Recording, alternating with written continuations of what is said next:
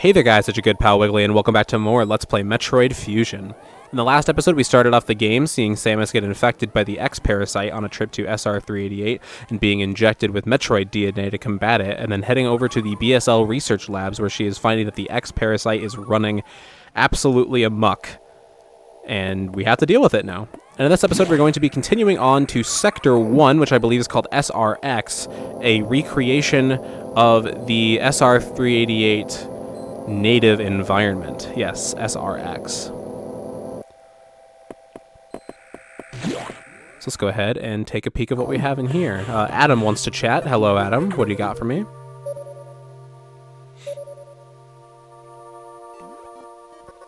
The main elevator leading to the access shaft has been severely damaged. It will be totally unusable for some time, unfortunately. Some unknown agent is at work. Something very powerful, certainly not human. I'll report when I know more. Now listen closely. The X in Sector 1 have invaded the atmospheric stabilizers. They must want to alter the environment to their needs. They are already reproducing. Clear all 5 atmospheric stabilizers to stop them. Is your objective clear? Yes, sir. Now get moving. Alright, Adam, thank you. Alright, save station. May as well go ahead and use it, because I believe in this game, when you die, you do in fact go back to your last save point, rather than, you know, any sort of checkpoint. Recharge room, they're just handing us everything right now. To be fair, it is the beginning of the level of sorts. Alright, doesn't quite look like SR-388 quite yet, but of course we are still just inside of the ship. Okay. Up there we have a green door, to the right we have a level 0 hatch, and there's a blue door over there. I'm actually not sure what the blue door is at all. So here we have some form of thingy. I don't know what the heck to call it. It looks like, oh my goodness, it's getting bigger every single X that goes into it. It looks like the, you know, the amoeba enemies that have like 4 different names across the series. I'm not going to put up a list of the names. There's just so many of them that all look the exact same.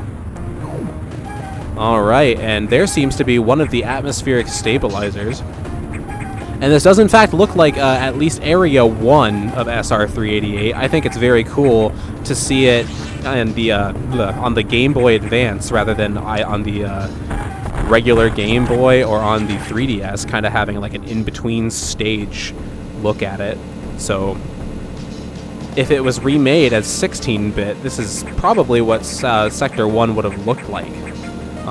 And I think that's really neat to see. This game's ties to Metroid 2, kind of paralleling Super Metroid's ties to Metroid 1, are very cool. Once again, I'm seeing a lot of enemies that I recognize from Metroid 2. And that is, in fact, really cool. I think that's awesome. Alright, however, we don't have the melee counter to deal with them this time, which is rather unfortunate. It is kind of wild that they kind of did, in a way, they remade Metroid 1 and then they remade Metroid 2. I wouldn't even really say they remade them, they just kind of souped them up with totally different, you know, I don't even know what to call it, just totally different aspects. I think that's really cool. Alright. And we just have little climate rooms with super cramped, gray, mechanical in-between areas, and I love that. I love that about this game. That's what makes the settings so neat for me. And even within the rooms, they are all cramped, because of course these are just like environmental rooms. Alright, these enemies are called Hornodes. I looked that up last episode, of course. Here we have another atmospheric stabilizer. There we are, 3 units malfunctioning. Perfect.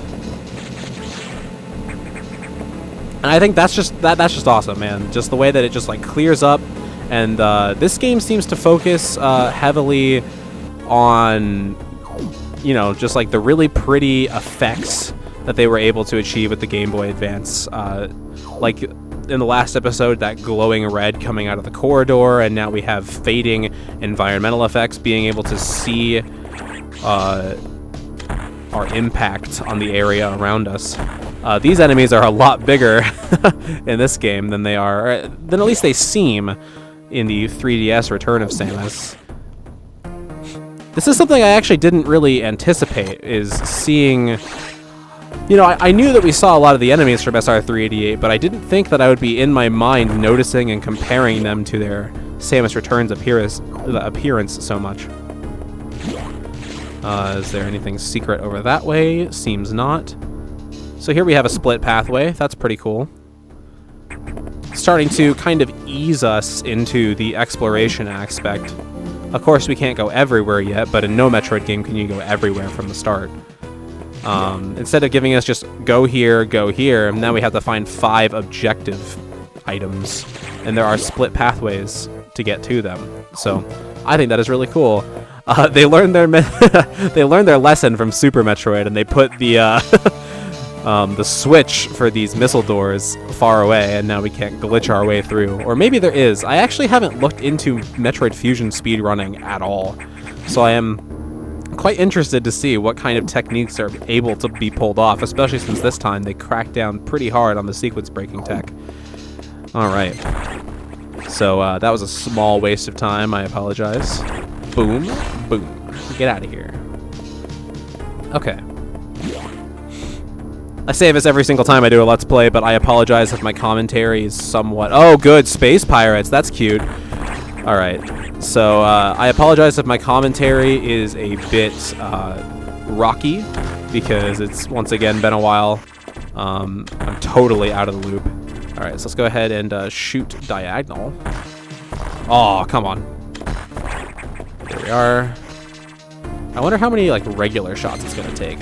They do not work. Oh, what? That didn't hit him? Really? But, I mean, I guess he also didn't hit me, so... It makes sense, I suppose. Alright.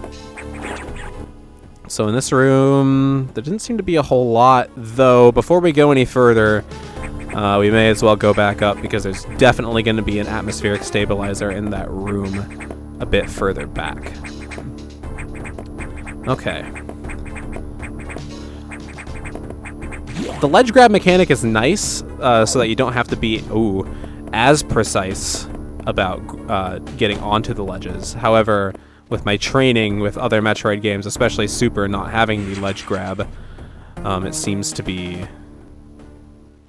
not that much of a help at all. Alright, yeah, hopping into the lava is not a good idea. So there isn't an atmosphere. Oh, good lord. Good lord, good lord, good lord. Oh, come on. Okay, please, no. There we go. There is a power-up in there, but I am not too concerned about it. Alright, give me that health, baby. Come on. See, right there would have been a good instance in which I wish I was able to fire while hanging onto a ledge in this game. But, once again, baby steps. Baby steps. Okay. Get out of here. One thing that I do like is that the X Parasite, when they copy or mimic their prey, I think it is very cool that they're all like crazy miscolored. So they look like even more alien than they did before somehow. Alright. So there we are. There's not a power-up in here. Alright, so there is an atmospheric stabilizer in this room. Can't fire at it from this direction. Though it can fire at me from any direction it wants to, apparently. Can't climb up any higher on this ladder. Alright, 2 more units remaining. There we are. Thank you very much. I like the fact that there is a horn node, that there are just spawning horn nodes in the background. And do they leap to the foreground? No. No, that's just showing that there are horn nodes breeding back there, regular ones. And then when the X comes down, it's corrupting those in the background. Yet another super, super awesome just little detail that this game is just chock full of. Blam. Get out of here. Okay. Can't really do anything in that room, even though it looks like you can go down. Alright, so there's a door in there that we can't go through yet. Actually, let's take a look and see. Okay, well, you kind of got to see it. what I was talking about. How the X parasite flies down and corrupts them from the background, and then they become enemies and spawn in the foreground. Coolest shit in the world. Very cool. Alright. Alright. I keep thinking it's going to be 5 missiles. I'm so conditioned into firing 5 missiles at everything and not 3. Alright, so evidently there is 1 left. Oh, jeez. That was unlucky timing. We can go up that way, but we can also go this way, though that way is a 1-room thingy. So let's see what that's all about. Okay, just pretty much just a free missile expansion. Very kind.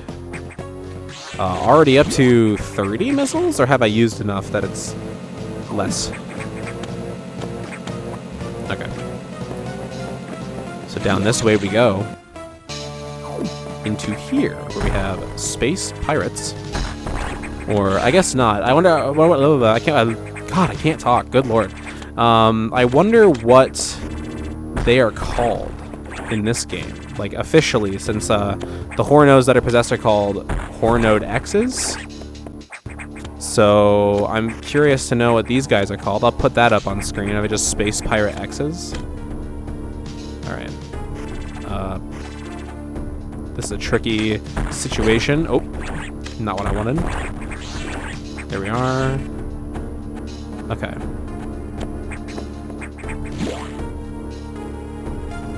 Alright, we kind of looped back around to being below where we were initially. Okay.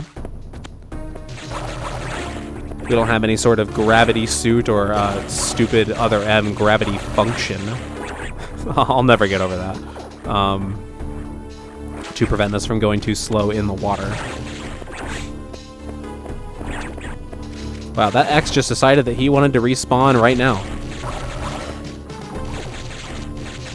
You're not really doing much good down there, buddy. Okay.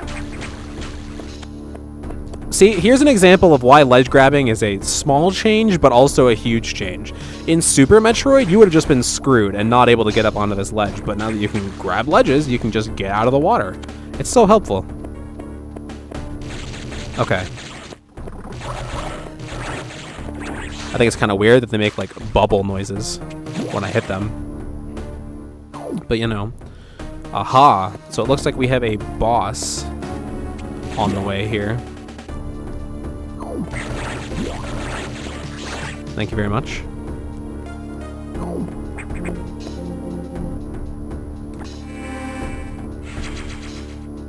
Perfect, perfect. I didn't do any research on boss enemy names, but I think that's probably okay. I knew the boss from the first episode by heart, but this one, I'm not gonna have any idea what it's called. So I'll probably just flash it up on screen because people like to know the names of bosses. We have a pretty tricky scenario here with having to climb up and down the ladder while avoiding it. Okay. So what have we here? Ooh, power up. Or not. Very tricky. You jerk. Alright, just seems to kind of just be a mutated X parasite. Doesn't seem to be anything special. Once again, I'm gonna flash the name on screen. And it's already done. That was a whole lot of nothing. Alright, so we have the charge beam, where we can charge up our beam and fire. Oh, that's a cool sprite. I don't remember the sprite looking like that. It kind of comes out in like a wave. Alright. Once again, we'll take a peek and see if you can do like the mini screw attack thing that you can usually do, where if you charge up your beam, you can run into an enemy while jumping. And it'll pretty much insta-kill them. Depending, of course. Alright, so let's go ahead and test that out now. Yes, indeed, you can, though it gets rid of your charge shot like it usually does. Okay. Let's go ahead and knock out this, I believe, final atmospheric stabilizer.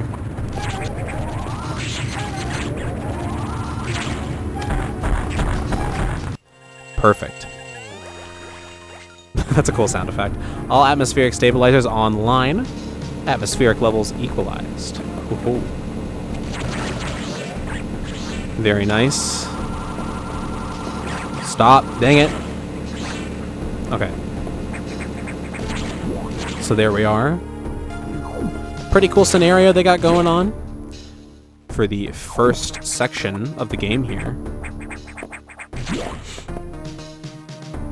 Let's go ahead and save our game in case we die, so we don't got to do that all again. Perfect, perfect.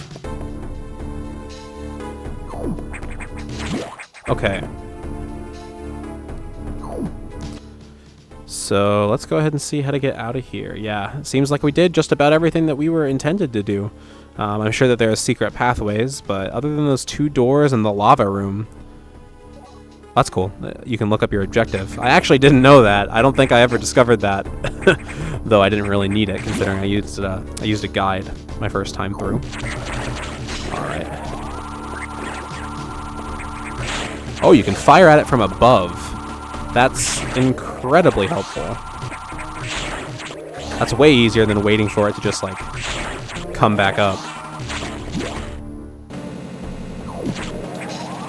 Alright. So let's go ahead and head back to Adam and tell him that we are finished with our mission. Alright, Adam, what do you got for me? Atmospheric stabilizers online, but many X have already made it to other sectors, it seems. In particular, Sector 2, TRO, the tropical habitat, shows abnormalities. I suspect the X entered this sector with the help of our unseen saboteur. He or it may be in TRO now. Samus, get over there. We need to put an end to this. Is your objective clear? Yes, sir. Start moving. I'll brief you at the TRO navigation room. Sounds good.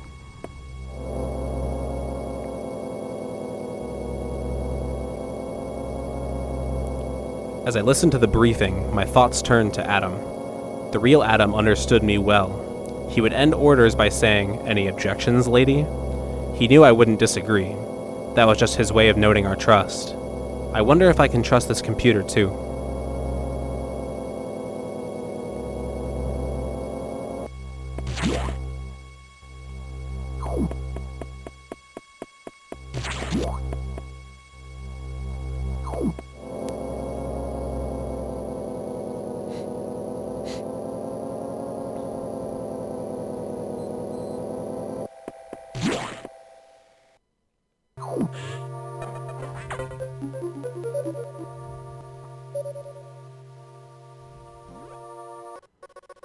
I have learned the identity of our mysterious saboteur. Samus. It's an X mimicking you. I have named it the SAX. I believe the SAX came from the capsule containing your infected suit parts.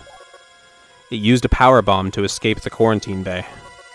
That explosion breached the capsules containing all the X that started this disaster. But the SAX is definitely our biggest worry right now. The SAX is mimicking you at full power. You can't face it. If you see the SAX, just run. Don't think about fighting. You are still very vulnerable to cold, an unexpected side effect of the Metroid vaccine. Like Metroids, you can be frozen by an ice beam. Of course, the SAX is armed with the ice beam. Stay away. If you see it, just run. HQ says they have bomb data ready in the data room. Bombs will help you find a way out. The bombs will help you find a way out if the SAX traps you. The data room is here, but it's sealed by a level 1 hatch. You'll have to find the security room and release the level 1 locks. But per safety protocols, it's not marked on the map. You'll have to find it on your own somehow, Samus. So, first find the security room and unlock level 1 hatches, then go to the data room and get that bomb data. Is your objective clear? Yes. Keep an eye out for the SAX.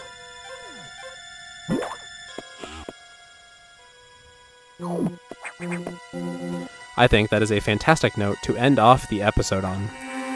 Thank you all for watching this episode of Let's Play Metroid Fusion. I've been Guildmaster Wiggly. If you enjoyed this video, please consider giving it a like. If you are new, consider subscribing. If you want to follow my Twitch or Twitter, they are in the description, and I hope to see you guys in the next one.